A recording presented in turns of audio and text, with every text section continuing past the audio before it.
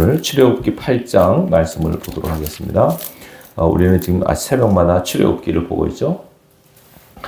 출애굽기는 이름 그대로 애굽을 탈출하는 이야기, 영적으로 구원을 상징하는 그런 성경입니다. 우리가 신앙의 목적이 구원 아닙니까? 물론 하나님의 영광이라고 우리가 알고 있지만 하나님의 영광은 다름이 아니고 우리가 구원받는 것입니다. 내가 구원받는 것, 또 여러분들이 누구를 전도해서 구원시키는 건 하나님의 가장 기뻐하시고 영광되는 일입니다. 근데 본 백성, 이스라엘 백성이 이제 구원을 받아야 됩니다. 그 구원을 이제 이끌어 갈 때 제가 어제도 말씀드렸지만 전능하신 하나님이기 때문에 그야말로 한 방에 그죠? 바로를 굴복시키고 바로 끄집어낼 수 있잖아요. 하나님께서 하실 수 있죠. 근데 왜 그렇게 안 하시고 모세를 보내셔가지고 10가지 재앙을 하게 하셨는가? 또 더군다나 바로의 마음을 완악하게 하신다고 하셨어요. 그렇잖아요. 웬만한 사람 같으면 항복하고도 남았는데 이상하게 바로는 끝까지 고집을 부리고 완강하게 버텨요. 이것은 말씀드렸지만 하나님이 그렇게 하셨다고 내가 그의 마음을 완악하게 할 것이다. 쉽게 놓아주지 않을 것이다. 그러나 너는 계속 가서 그에게 내 백성을 보내라고 말하라. 그러니까 모세가 참 힘든 일이에요. 이게 하나님께서는 가서 내 백성을 건지라고 하시지.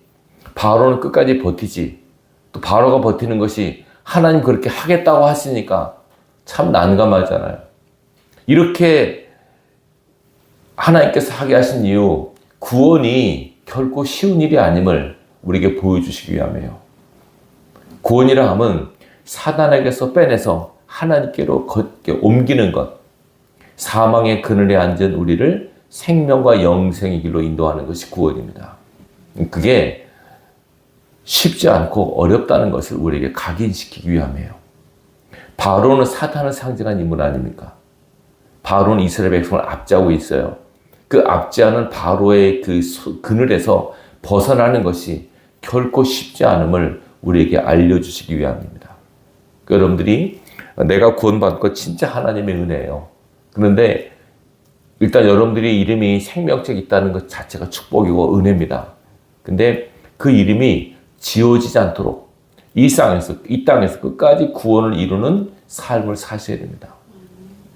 많은 사람들이 신학적으로 문제가 있는 것이 한 번 구원은 영원한 구원이다. 일단 예수 믿고 교회 나와서 신앙하면 그 사람은 죽어도 천국, 뭘 해도 천국 간다. 잘못된 신학 교리가 오늘 많은 크리스찬들을 망하게 하고 있습니다. 그렇다면 만약에 그 원리가 맞다면 왜 조심하라고 그러고 왜 깨어있으라고 그러고 시험에 빠지도록 주의하라고 왜 그런 말을 하시겠습니까? 사단은 오늘도 우는 사자처럼 우리를 삼킬 자를 찾으러 다니는데 그 삼킬 자가 불신자가 아니에요. 예수 믿는 우리예요. 그러니까 여러분들이 사단에게 공격받는 것도 다반사고 때로는 질 수도 있고 때로는 완전히 마귀에게 잡혀서 끌려갈 수도 있어요. 여러분들이 이 인식을 하지 않으면 신앙이 그냥 뭐랄까 너무 안일해져요. 성경에 어디 안일하라고 한 적이 있습니까? 근신하라, 깨어라, 기도하라 계속 우리에게 경계를 촉구하고 있어요. 여러분들이 깨어있지 않으면 어느 순간 나도 모르게 마귀의 공격을 받아요. 저는 개인적으로 제일 머리를 공격받는다고 그랬죠. 계속 머리를 공격받아요. 그러니까 이게 어지럽고 머리가 아프고 이런 것들 다 반사예요. 그래서 제가 아침에 일어나서 막 그냥 그 빼려는 것도 여러분 좀 죄송하지만 코 풀고 이런 것도 그런 일 중에 하나예요. 공격을 받아요. 우리 생각에는 아니 한번 하나님께서 그걸 안 했으면 좋겠다는데 그렇지가 않아요. 그러니까 여러분들이 그렇게 하시고 마귀의 표적이 있다는 것을 기억하셔야 돼요. 그러나 또 하나 기억할 것은 하나님께서 보호하신다고 하는 것도 믿으셔야 돼요. 이 싸움은 있어요. 싸움은 있지만 결국은 승리한다, 이긴다. 내가 버티는 한에는, 내가 믿음으로 서 있는 한에는 결국 이긴다라고 확고한 믿음으로 이 삶을 살 수 있기를 바랍니다. 사단은 우리 믿음을 흔들려고 그래요. 그래가지고 막 별 일을 이상한 말 다 듣고 마음을 뒤집어지게 막 천국 지옥 왔다 갔다 하게 만들고 그 여정 가운데서 우리가 있다는 것을 여러분들이 인식하시고 왜 내가 이런 일이 일어나지? 막 이런 일들이 벌어질 때 예수 믿으니까 하나님 백성이니까 이런 일이 일어나지라고 그냥 여겨버리시면 됩니다. 마귀는 자기 백성을 건들지 않아요. 여러분들이 이단들이 여호와 증인 뭐 누굽니까 그 몰몬교 이런 사람들이 꼭 교회인이즘을 찾아다녀요. 예수 믿는 사람을 가지고 뭐 성경 토론합시다 뭐 어쨌든 뭐 이런 식으로 해가지고 예수 믿는 사람만 건들더라고요. 이단들이. 그 영적 원리가 그래요. 신천지도 그래요. 신천지로 간 많은 사람들이 크리스찬이었다는 거 아닙니까? 여러분들 여기 걸리지 않도록 조심하셔야 됩니다. 내 영혼을 내가 건사하는 이 일에 여러분들이 최선을 다해서 애를 쓰셔야 돼요. 바울도 이걸 늘 경계를 했어요. 내가 남을 구원한 다음에 내가 버림을 되면 어떡하냐. 내가 남한테 복음을 전하고 뭐 예수 믿으라 교회를 세우고 하나님을 실컷하고 나서 정작 본인 딱 하나님 앞에 갔을 때 내가 너 모르는데 이런 말 들으면 어떡하겠습니까? 뒤에 돌릴 수도 없고 그러니까 항상 깨어서 오늘이 나의 마지막이다라는 마음으로 최선을 다해서 삶을 살아갈 수 있기를 바랍니다. 자, 오늘 출애굽기 8장에는요 3가지 재앙이 나와요. 첫째는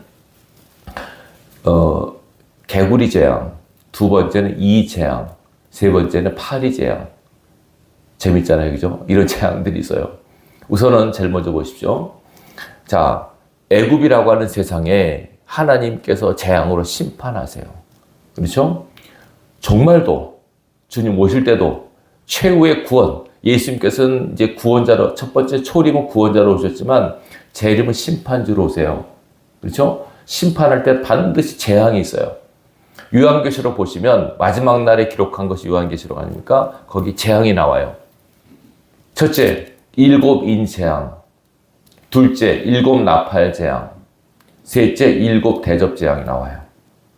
지금 우리는 정확하게 말씀드리기가 어렵지만 지금 재앙 가운데 살고 있어요. 느끼십니까? 그걸 지금? 세계가 돌아가는 건 기후 이상 변화, 모든 것들이 점점점 옛날과 다르다는 걸 못 느끼십니까? 저는 영적으로 그걸 너무 강하게 느낍니다. 그래서 진짜, 옛날에 성탄절, 옛날에 우리 신앙에 있을 때 그런 분위기가 있어요. 영적 흐름이 느껴져. 그때 참 행복하다는 느낌인데 지금은 뭔가 그런 것이 없어요. 지금 느끼는 것은 지금 우리가 재앙시대에 접어들었구나라고 하는 인식을 하게 돼요. 전쟁의 소문도 많아지고 막 여러 가지 어렵고 힘든 일들이 많아집니다. 점점 더 세고 강하게 이 재앙의 흔들림이 더 우리에게 강하게 느껴질 겁니다. 그럴수록 우리는 좌절 낙심할 게 아니라 성경대로 이루어지는구나. 주님 오실 때가 다가오는구나 라고 생각하고 일어나는 현실의 어려움 때문에 실망 좌절하지 마시고 다시 오실 주님을 소망하면서 더 간절함으로 주님을 기다리시기 바랍니다. 우리는 신부 아닙니까? 신랑만 사랑하십시오. 예수만 사랑하셔야 됩니다. 남편, 아내, 자식 이 땅에서 잠깐 그냥 같이 사는 그냥 동지지 그냥 천국 가면 없습니다, 여러분. 천국 가서 어떤 분이 임사 체험할 때 그 간증하시더라고요. 부인이 그렇게 사랑하는 부인이 먼저 죽은 거예요. 그래서 남편이 너무 그립고 보고 싶어서 막 하니까 이분이 천국에 올라간 거예요, 이분이. 근데 천국 가서 부인을 만난 거예요. 그러니까 부인이 너무 좋아가지고 부인한테 여보 내가 왔어 하니까 부인이 형제님 어서 오십시오 그러더래요. 아니 여보가 아니 형제가 그래. 깜짝 놀라서 왜 그러니까 천국은 부부관계가 아니래요. 그 간증을 제가 들었어요. 그래서 야 진짜 여러분들 아내 남편 이 땅에서만 거지 천국에서는 그거 없어요, 여러분. 그렇게 하시고 이 땅에서 그냥 잠깐 사는 그냥 동지다, 친구다, 벗이다 이렇게 생각하시고 살아가시기 바래요. 어떤 분은 막 남편 죽어가지고 막 좌절하고 낙심하는 아내를 받고 또 부인 죽어서 막 기가 빠진 남편도 받고 그럴 필요 없어요, 여러분. 어차피 인생은 혼자 사는 거예요. 아시겠습니까? 혼자가 아니라 주님과 같이 사는 거예요, 인생은. 누가 사신다고요? 예수님을 신랑 삼아 사셔야 돼요. 그것이 가장 정답입니다. 돈도 가족도 다 사라집니다. 다. 내가 하나님 앞에 홀로 설 것입니다. 그때를 바라보면서 지혜롭게 사는 은혜가 있기를 주님의 이름으로 축원합니다. 재앙을 보면요. 맨 처음 피재앙이 나죠. 나일강이 피가 되는 거. 그 다음에 무슨 개구리 재앙, 이재앙. 이게 다 영적으로 의미가 있어요. 일단은 보세요. 나일강이나 그 다음에 이 개구리나 이것들은요, 애굽인들이 섬기던 신들이에요. 나일강의 여신. 개구리는 헤게트인가 뭐 이런 개구리 신이 있대요. 다산의 신이라고 그래가지고 애굽 사람들이 섬기는 그러니까 이 재앙들은 어찌 보면 그들이 섬기는 신과 대결하는 거예요. 영적 대결. 하나님께서 뭐 압도적으로 이기시죠. 그러니까 그들이 섬기는 신은 나름대로 신이지만 영적으로 그거는 사단의 무리들 아닙니까? 하나님과 사단은 상대가 안 돼요. 간혹 뭐 제가 어떨 때 뭐 하나님과 사단의 대결 뭐 이래가지고 사단이 이렇게 센가? 그렇지 않아요. 그냥 상대가 안 돼요. 상대가 안 되지만 어쨌든 하나님을 대적하는 건 마귀밖에 없으니까 그렇게 표현하는 거지 상대가 안 됩니다. 여러분 그걸 기억하시고 사단은 우리가 상대가 안 되는 존재임을 인식하셔야 돼요. 절대로 무서워하지 마세요. 오히려 마귀가 우리를 무서워한다니까요. 아시겠어요? 왜 우리가 마귀를 모셔야 됩니까? 지금 바로가 이스라엘 사람 무서워하는 거예요. 지금 무서워 떨고 있어요. 그래서 남자를 다 죽이라고 한 거 아니에요. 모세와 아론이 딱 나타나고 내 백성을 보내니까 더 쫄았어요. 쫄았는데 당장 보내고 싶은데 하나님께서 마음 완악하게 하셔가지고 쉽게 못 보내게 하는 거예요. 자, 이 강물, 이스라엘 백성, 애굽 백성의 식수인 나일강을 못 먹게 하는 것.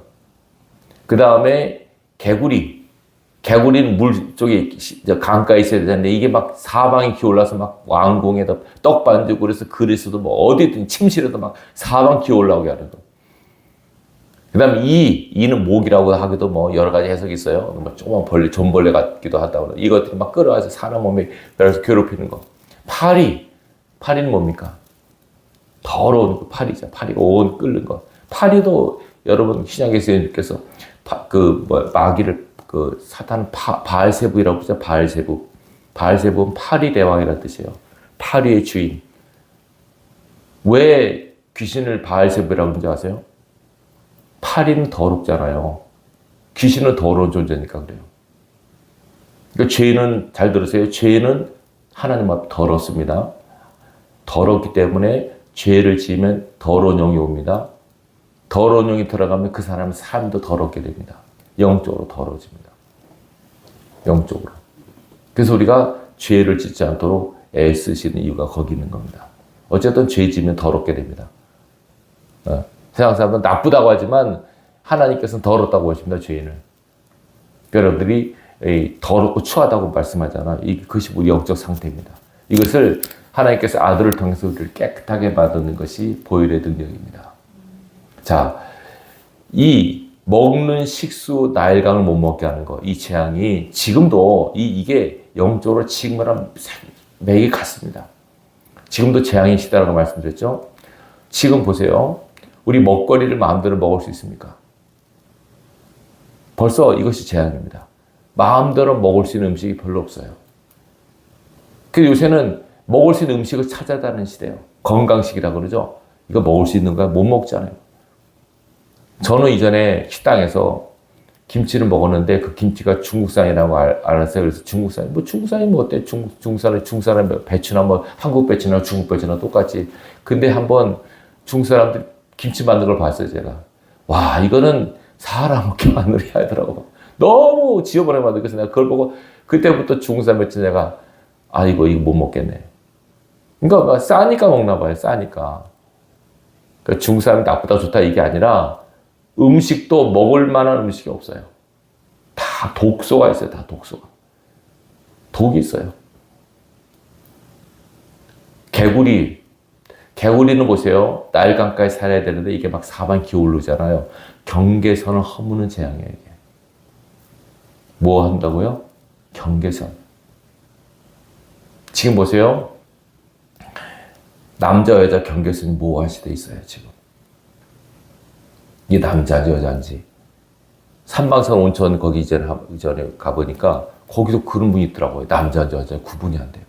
남자 같기도 여자 같기도 하고. 그런 사람들이 많아요, 여러분.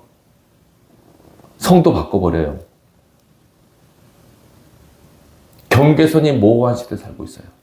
선생과 제자 경계선이 없어요. 경계선이 없어요. 부모와 자식 간도 경계선이 허물어져요. 딱 구분이 되어 있으면 질서가 잡히거든요. 질서가 없다는 것은 경계가 없다는 거예요. 지금 그런 시대에 살고 있어요. 경계가 모호한 시대. 그리고 파리재앙, 말할 것도 없이 파리재앙이 더러워. 죄가 만연한 시대. 지금 우리는 이런 재앙의 시대에 살고 있다는 것을 상징하고 있다는 걸 꼭 기억하시기 바라요. 그래서 이 재앙들을 보면서 우리는 아하, 지금도 우리는 이 재앙 속에 이 시대에 살고 있구나라고 하는 인식을 반드시 하시고 이 속에서 우리는 어떻게 살아남을 것인가라는 지혜를 얻으셔야 됩니다. 일단은 보세요. 바로의 태도를 보세요. 모세가 가서 내 백성을 보내라 라고 하나님께서 말씀하셨을 때 바로가 어떻게 합니까? 처음 왕강이 버티다가 어디입니까? 개구리 때부터 흔들립니다. 개구리 때부터. 개구리까지는 요술사도 흉내를 내요. 근데 개구리 없애지 못해요. 생기게는 할 수 있는데 없애지 못해요. 그러니까 바로가 흔들려요. 뭐라고 말하는가 볼까요? 8장 8절입니다. 바로가 모세와 아론을 불러 이르되 여호와께 구하여 나와 내 백성에게서 개구리를 떠나게 하라. 내가 이 백성을 보내리니 그들이 여호와께 제사를 드릴 것이니라. 바로가 이런 말을 해요. 뭐 하라고요? 보내라. 네, 내가 그들이 여호와께 제사를 드리게 내가 허락할 것이다. 바로 입에서 이렇게 벌써 이게 흔들린다는 거죠. 그죠? 흔들립니다. 자, 그런데 9절에 모세가 바로에게 이르되 내가 왕과 왕의 신하와 왕의 백성을 위하여 이 개구리를 왕과 왕궁에서 끊어 나일강에만 있도록 언제 간구하는 것이 좋을지 내게 분부하소서. 언제 이걸 끊을까요? 언제 내 백성을 보내시겠습니까? 라고 물으니까 바로가 우리 같으면 지금 당장 해다오 할 텐데 뭐라고 얘기합니까? 10절에 내일 해다오. 내일 보내마. 미룹니다. 이렇게. 그래가지고 어쨌든 기도하니까 개구리가 다 죽어버려요. 근데 15절 바로가 숨을 쉴 수 있게 됨을 보았을 때 그의 마음을 완강하게 하여 그들의 말을 듣지 아니하였으니 여호와께서 말씀하신 것과 같더라. 숨을 쉴 수 있게 되니까 다시 마음이 완악해졌어요. 여러분 이게 마귀의 전략이고 우리 속에 있는 사탄의 마음들입니다. 화장실 갈 때하고 올 때하고 틀린 마음 있잖아요. 자기가 했던 말 다시 번복하고 취소하고 이런 것들, 내일로 미루는 것들, 이런 마음들 있잖아요. 이런 것들은 하나님이 기뻐하시는 마음이 아닙니다. 자, 그리고 이 재앙, 이때부터는 요술자들이 따라하지 못해요. 그러니까 이 재앙부터 그들이 뭐라고 말하냐면 19절에 보시면 이는 하나님의 권능입니다. 요술자 항복한 겁니다. 개구리까지 흉내를 냈는데 이 재앙부터 흉내를 못 내요. 티끌이기가 돼가지고 전국에 들끓으니까. 그래가지고 그러나 바로의 마음이 완악하게 돼요. 우리가 생각할 때 이 정도면 포기했을 텐데 더 완악하게 만들어요. 여러분들이 사단이 우리가 또 하나님 앞에 기도하고 하면은요 사단이 바로 항복하지 않아요. 더 세게 나와요. 더 세게. 교회도 잘 들으세요. 교회도 올해 우리에게 부흥을 주시잖아요. 그죠?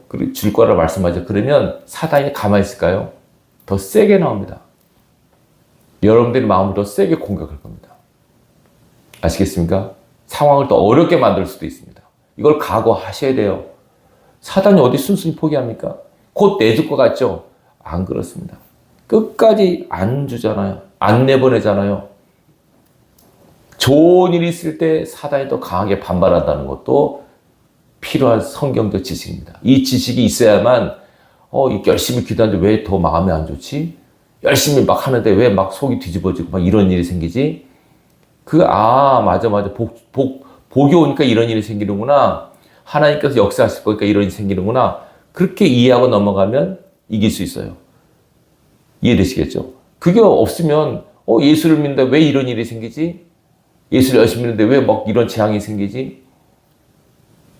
그거 성경적 지식이 없으니까 당하는 겁니다. 여러분들이 더 힘들고 어려움이 생기잖아요. 내가 기도 안 하고 뭐 게으르고 이래서 하면 바로 회개하면 되지만 열심히 기도하려고 하고 열심히 애를 쓰려고 하는데 더 어려운 일이 생겨, 더 힘들어요. 그럼 바로 축복의 징조에 그게 출애굽하게 하는 하나님의 역사가 지금 시작된 거라고 보시면 돼요. 끝까지 말씀 붙들고 기도하고 인내하면 반드시 하나님의 기적은 일어납니다. 포기하면 안 됩니다. 자, 지금 바로가 또 완악하게 하죠. 그러니까 이제 파리 때가 나와요. 이제 파리에서 온 사방을 덮잖아요. 자, 이제는 바로가 다르게 나오죠. 바로의 모습 볼까요? 끝까지 빨리 내 백성을 보내라, 섬길 것이다 하니까 이렇게 합니다. 자, 20몇 절입니까? 25절. 바로가 파리 때왕 때 바로가 이렇게 나옵니다. 모세 아론을 불러 이르되 너희는 가서 이 땅에서 너희 하나님께 제사를 드리라. 제사를 드리라. 근데 어디서? 여기서 가진 말아라. 여기서 해라. 여기서. 그렇게 대모내기 힘든 겁니다. 이렇게 마귀는 안 놓아주려고 합니다. 제사는 드려. 근데 이 땅에서 해라. 나가지 말아라. 그러니까 모세가 뭐라 합니까? 그러면 안 됩니다. 애굽 사람들이 싫어할 겁니다. 반발할 겁니다. 사흘 27절 사흘길쯤 광야로 들어가서 여호와께 제사를 드리려고 합니다. 그러니까 28절 바로가 이르되 내가 너희를 보내리니 그래? 그럼 가라. 그게 뭐라고 합니까? 너희가 너희 하나님 여호와께 광야에서 제사를 드릴 것이나 너무 멀리는 가지 마라. 그러지 너희는 나를 위하여 기도해다오. 자, 보세요. 너무 멀리는 가지 마라. 이게 사단의 전략임을 잘 보셔야 됩니다. 너무 멀리는 처음에는 여기서 드려라. 아, 나가야 됩니다. 그래? 사흘길 가야 됩니다. 그냥 나가지만 멀리는 가지 마라. 제사 드리고 빨리 다시 와. 이 뜻입니다. 가지 말라는 겁니다. 보내기는데 멀리 가지 마라. 이것이 여러분, 이 사단의 전략임을 아셔야 됩니다. 어떤 사람이 처음 교회 나와요. 교회 나와요. 열심히 해요. 저희 어머니가 그랬어요. 처음에 교회 나가자마자 그냥 새벽기도 철야기도 한 번도 빠지지 않았어요. 그러니까 우리 아버지가 당황했어요. 놀래가지고. 그럴 거 아닙니까? 갑자기 집에 있던 부인이 막 안 보이. 새벽에도 나가지, 밤에도 나가고, 수요일 나가자. 구형님 하니까는 거의 막 집에 없는 거예요. 그래가지고 적당히 좀 하라고, 미쳤냐고 막 그렇게 막 뭐라 그랬었어요. 그래가지고 약간 타협점을 찾는 거예요. 새벽에는 수요 예배나 뭐 그런 거 가지면 새벽에는 가지 말라고. 그렇게. 내가 딱 보니까 이게 이식이에요. 열심히 하는데, 야, 그냥 적당히 해. 주일 예배만 가. 응? 뭐, 새벽 예배 못 가게 하고, 수요 예배만 가. 이렇게 타협점을 찾으려고 해요. 여기에 여러분들이 타협을 하면 지는 겁니다. 만약에 모세가, 그래요? 그럼 뭐, 그렇게 하죠. 그랬으면 안 되는 거죠. 바로가 이런 식으로 하나님 백성들을 유혹합니다. 마귀를 이런 식으로 합니다. 정리해보면, 바로가 하는 거. 당장이 아니라 내일부터 해라. 속담에도 오늘 할 일을 내일로 미루지 말라 그랬잖아요. 우리 같으면 당장 뭔 일을 벌써 당장 빨리 해다오 했는데 바로는 내일 보낼 거다.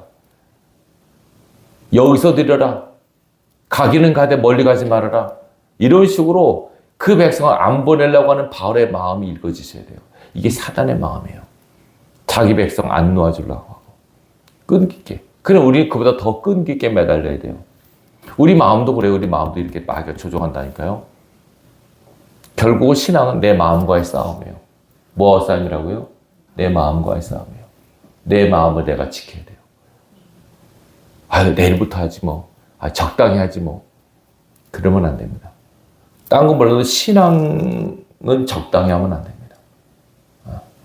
딴 거는 다 적당히 뭐 하지만 신앙은 빠질수록 좋고 기도 많이 할수록 성경 많이 볼수록 많이 할수록 좋습니다.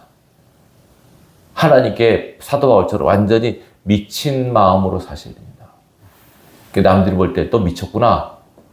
그럴 때 감사하시기 바랍니다. 적당히 할 일 다 하고 막 한 발 세상에 한 발 교회 이렇게 하면 본인이 제일 힘들어요. 완전히 하나님께 도박 용어지만 올인 하는 마음으로 사시기 바랍니다. 그래야만 이길 수 있습니다. 적당히 하면 안 됩니다. 자, 이렇게 온 애굽 전국에 무서운 재앙이, 무서운 심판이 많은데, 자, 하나님의 은혜가 있습니다. 심판하신 하나님. 그 애굽을 심판하신 하나님. 그러나 그 백성에 있는 하나님의 모습 볼까요? 자, 22절 보십시오. 22절, 23절 같이 있습니다. 시작. 그날에 나는 내 백성이 거주하는 고센 땅을 구별하여 그곳에는 파리가 없게 하리니 이로 말미암아 이 땅에서 내가 여호와인 줄 내가 알게 될 것이라. 내가 내 백성과 내 백성 사이를 구별하리니 내일 이 표정이 있으리라 하셨다 하라 하시고. 아멘. 자, 보세요. 애굽 전국에 무슨 하나님의 심판이 임하고 있는데 어디에만? 고센 땅, 이스라엘 백성이 있는 땅에는 내가 재앙이 오지 않게 할 것이다. 내가 너희와 내 백성은 구별하리라. 구분하리라. 이것이 하나님의 약속입니다. 무서운 하나님의 심판의 발을 휘몰아칠 때 하나님께서 하나님 백성을 구분할 것입니다. 구별할 것입니다. 왜요? 하나님은 구별하신 하나님이세요. 거룩이 구별이라고 말씀드렸죠. 거룩은 구별입니다. 그러면 우리가 하나님의 특별히 구별의 은총을 받기 위해서는 내가 구별된 의식, 구별된 삶을 살면 됩니다. 나는 하나님의 자녀야. 구별 의식을 갖고 생각과 말과 행동으로 구별된 사람으로 삶을 살아가십시오. 그럼 하나님의 은총과 보호가 있을 것입니다. 이게 예수 믿는 사람인지 아닌지 구분 안 되고 막 살아버리면 안 됩니다. 반드시 나는 천국 시민이야. 이 땅에 살지만 나의 본향은 하늘나라고 나의 시민권은 천국에 있어. 천국 시민답게 이 땅에서 천국 사람답게 살기를 원하십니다.